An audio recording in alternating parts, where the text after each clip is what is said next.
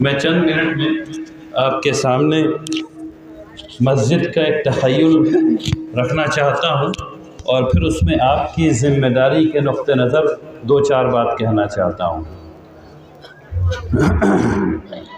مسجد کا سب سے بہترین ماڈل اس دنیا میں پیش کیا جا چکا ہے، وہ ہے مسجد نبوی کا ماڈل جو محمد الرسول اللہ صلی اللہ علیہ وسلم نے قائم کیا۔ اس سے زیادہ بابرکت ماڈل انسان سوچ نہیں سکتا، تو اس ماڈل کو آپ کے سامنے رکھتا ہوں۔ محمد الرسول اللہ صلی اللہ علیہ وسلم نے جب مسجد نبوی بنائی تو اس کی زمین حاصل کی گئی، لے نہیں لی گئی۔ سب سے پہلی بات یہاں سے شروع ہوتی ہے، تو زمین کا صحیح ہونا ضروری ہے۔ اس کے بعد جب مسجد بنائی جا رہی تھی تو محمد الرسول اللہ صلی اللہ علیہ وسلم اپنے دست مبارک سے یعنی اپنے ہاتھ سے اس مسجد کو بنانے میں اپنے صحابہ کے ساتھ لگے ہوئے تھے۔ یہ ہے پیغام آپ لوگوں کے لیے، جب یہ مسجد بننا شروع ہو جائے تو یہی وہ موقع ہے۔ ہم میں سے اکثر لوگ یہ سمجھتے ہیں کہ مسجد میں صرف پیسہ دینا ہوتا ہے بنانے کے لیے، غلط بات ہے۔ مسجد میں پیسے کی ضرورت تو ہوتی ہی ہے، لیکن مسجد میں سب سے زیادہ جو ضرورت ہے وہ آپ کی دعاؤں کی ضرورت ہے، آپ کے اخلاص کی ضرورت ہے، اس بات کی ضرورت ہے کہ آپ اپنے ہاتھ سے، آپ اپنی عقل سے مسجد کی تعمیر میں مدد کریں۔ جو لوگ ایک اینٹا اٹھا سکتے ہیں وہ ایک اینٹا اٹھائیں، جو ایک سیمنٹ کا بنا ہوا گارا اوپر لے جا سکتے ہیں وہ لے کر کے جائیں، جو کھود سکتے ہیں وہ کھودیں، جو پلاسٹر کر سکتے ہیں وہ پلاسٹر کریں۔ تو جب مسجد بن رہی ہو تو رسول اللہ صلی اللہ علیہ وسلم کی اس سنت پہ عمل کیجیے۔ اور ان بچوں کو جو آج یہاں جمع ہیں، مجھے پتہ نہیں ان کے والدین ہیں یا نہیں، یہ سب سے سنہرا موقع ہے ان بچوں کے لیے مسجد سے دل کو، ان بچوں کا دل مسجد سے جوڑنے میں۔ جب بن رہی ہو تو ان کو لائیے اور ان کو یہاں رضاکارانہ طور پر چھوٹا چھوٹا کام، بھاری کام نہیں کہہ رہا کرنے کو، چھوٹے چھوٹے کام میں ان کو لگائیے تاکہ ان کا دل ابھی سے مسجد میں جڑ جائے۔ اور آپ کی ضرورت ہے کہ آپ بھی اس مسجد میں اپنے ہاتھ سے مدد کیجیے تاکہ آپ کا دل اس مسجد میں جڑ جائے۔ چاہے آپ الیکٹریشین ہوں، چاہے آپ پلمبر ہوں، چاہے آپ مستری ہوں، چاہے آپ کچھ بھی یعنی کوئی اور کام کرتے ہوں، لیکن مسجد میں جیسی بھی مدد کی ضرورت ہے، آئیے ہر روز آ کر کے پوچھیے کہ آج کیا ضرورت ہے۔ رضاکارانہ طور پر کام کیجیے تاکہ مسجد سے کا جو صدقہ جاریہ ہے وہ آپ تک بھی پہنچ سکے۔ تو اس کا خیال رکھیے۔ کیوں؟ کیونکہ محمد رسول اللہ صلی اللہ علیہ وسلم نے مسجد کو اپنے ہاتھ سے بنایا۔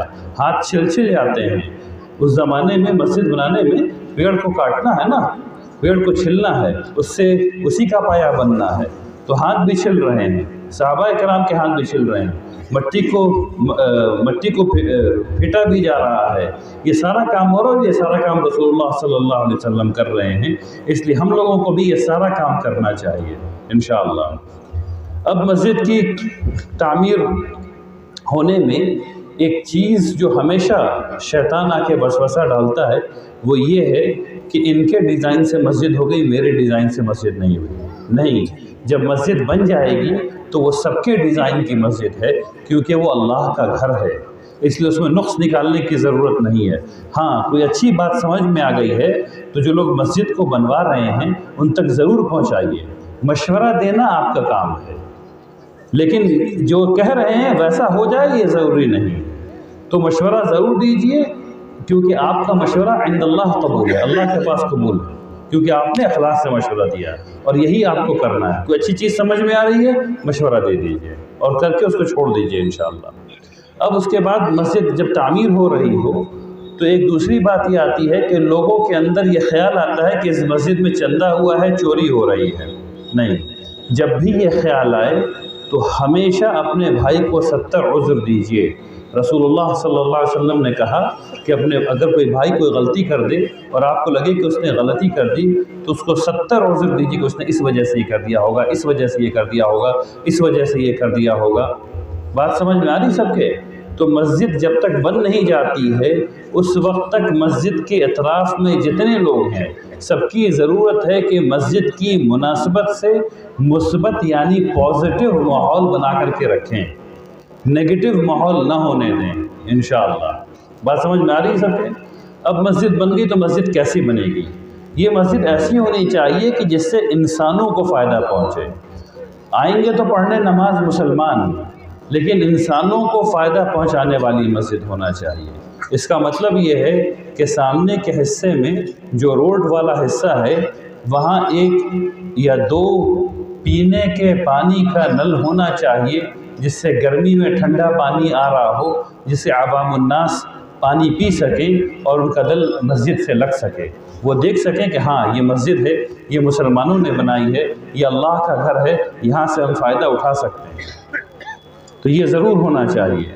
مسجد میں ہم سب لوگوں کے پاس زیادہ جوتے ہوتے ہیں، مسجد میں ایک جوتوں کا ریک ضرور بنوا دیجیے گا جس میں آپ کے اچھے جوتے جو آپ استعمال نہیں کر رہے ہیں وہ لا کر کے رکھ دیں، اور جو چاہے بغیر پوچھے آ کر کے اس سے لے جائے، تو کسی کو مانگنا نہیں پڑا اور آپ کا مال کسی اور کے کام آ گیا، ثواب آپ کو مل گیا۔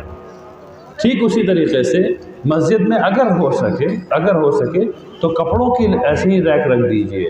ہم سب لوگوں کے پاس گھر میں کئی جوڑے کپڑے ہیں جو ہم لوگ استعمال نہیں کر رہے ہیں۔ ہم لوگ یہاں جو لوگ بیٹھے ہوئے ہیں ان کے پاس بھی آج کل ماشاءاللہ کپڑوں کی فراوانی بھی ہے، اگر ریک بنا دیں گے، لیکن پرانے کپڑے ایسے لا کے نہیں ڈال دینا ہے، اس کو دھوبی سے دھلوا کر کے آئرن کر کے رکھوانا ہے۔ فرق سمجھ لیجئے، مسجد جو ہے بیکار گھر نہیں ہے کہ جو چیز آئے لا کے ڈال دیا مسجد میں، آئرن کروا کر کے لا کر کے رکھنا ہے تاکہ اس سے لوگ فائدہ اٹھا سکیں، اور جو آئے بغیر پوچھے لے جائے، اس سے جس کو ضرورت ہو بغیر پوچھے لے جائے، تو مانگنے کی جو حتک ہوتی ہے وہ ختم ہو جائے گی۔ تو مسجد کو نفع بخش بنائیے، آپس میں بیٹھ کر کے خوب فکر کیجئے کہ اور کیا کر سکتے ہیں۔ ہاں، مسجد میں رسول اللہ صلی اللہ علیہ وسلم نے مکتب کا نظام بنایا، یعنی وہاں پوری تعلیم ہوتی تھی، رسول اللہ صلی اللہ علیہ وسلم بیٹھ کر کے اہل ذکر بھی کیا کرتے تھے اور پڑھنے والے پڑھتے بھی تھے، اور حدیث میں موجود ہے کہ ایک طرف قرآن کی تفسیر لوگ کر رہے ہیں، دوسری طرف لوگ سبحان اللہ سبحان اللہ سبحان اللہ ذکر بھی کر رہے ہیں۔ تو ان دونوں چیزوں کا اہتمام ہونا چاہیے۔ اس کا مطلب یہ بھی ہے کہ مسجد میں ان بچوں کے پڑھنے کے لیے مکتب بھی ہونا چاہیے، اگر ہو سکے تو مکتب بنائیے۔ مسجد میں اچھی کتابیں ہونی چاہیے جو لائبریری کی طرح کام کر سکیں، اگر ہو سکے تو اچھی کتاب کی لائبریری مسجد میں بنائیے تاکہ بچے اور نوجوان اور بوڑھے سب اس سے استفادہ حاصل کر سکیں۔ خوب یاد رکھیے، چھوٹے بچے اگر ان کو ہم صرف پڑھنا سکھا دیں، 5ویں جماعت تک صرف پڑھنا سکھا دیں تو پڑھ کر کے سیکھ سکتے ہیں، خود سے پڑھ کر کے سیکھ سکتے ہیں۔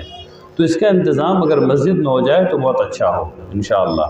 تو یہ سب خاکہ ہے مسجد کو، وہ دیکھیے کہ رسول اللہ صلی اللہ علیہ وسلم نے مسجد میں کیا کیا۔ اگر کوئی ڈیلیگیشن باہر سے آ رہا ہے ان سے ملاقات کرنے کے لیے، غیر مسلم کا ڈیلیگیشن باہر سے آ رہا ہے تو کہاں ملاقات ہو رہی ہے؟ مسجد میں ملاقات ہو رہی ہے۔ رسول اللہ صلی اللہ علیہ وسلم افطار کہاں کھول رہے ہیں؟ مسجد میں کھول رہے ہیں۔ رسول اللہ صلی اللہ علیہ وسلم سحری کہاں کھا رہے ہیں؟ مسجد میں کھا رہے ہیں۔ رسول اللہ صلی اللہ علیہ وسلم کا اکثر وقت کہاں گزر رہا ہے؟ مسجد میں گزر رہا ہے۔ ملاقاتیں کہاں ہو رہی ہیں؟ مسجد میں ہو رہی ہیں۔ ہاں، مسجد میں کیا نہیں ہونا چاہیے؟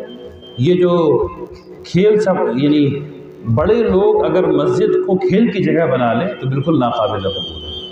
بچے اگر پیچھے دوڑ بھاگ کر رہے ہیں وہ چلتا ہے، اس میں کوئی پرابلم نہیں، بچوں کا دل دوڑ بھاگ سے ہی لگتا ہے، لیکن بڑے لوگ اگر مسجد میں خریدنا بیچنا شروع کر دیں تو یہ صحیح بات نہیں، یہ نہیں ہونا چاہیے۔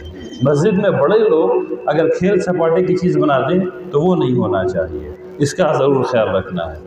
ہم سب لوگوں کو مل کر کے انشاءاللہ اس مسجد کو بنانا ہے، جلد بنانا ہے، اس مسجد سے اطمینان حاصل کرنا ہے۔ اس مسجد کے بننے تک اور بننے کے بعد اس مسجد کے لیے اچھے خیالات دل میں رکھنے ہیں، اخلاص سے بنانا ہے، سنسیئرٹی سے بنانا ہے، اور اس کے بعد اس کے استعمال سے مسلمانوں کو اور انسانوں کو فائدہ پہنچانا ہے انشاءاللہ۔ میں اپنی بات یہاں پہ ختم کرنا چاہتا ہوں کیونکہ ہم لوگوں کو سفر آگے کرنا ہے۔ آپ لوگوں سے میں دعا کرتا ہوں کہ اللہ تبارک تعالیٰ ہم سب لوگوں کے دلوں میں اخلاص دے اس مسجد کے لیے، اور اللہ تبارک تعالیٰ ہم سب لوگوں سے اس مسجد کو، ہم سب لوگوں کے ہاتھ سے اس مسجد کو جلد بنوائے انشاءاللہ۔ آئیے سب لوگ دعا کریں۔ بسم اللہ الرحمن الرحیم۔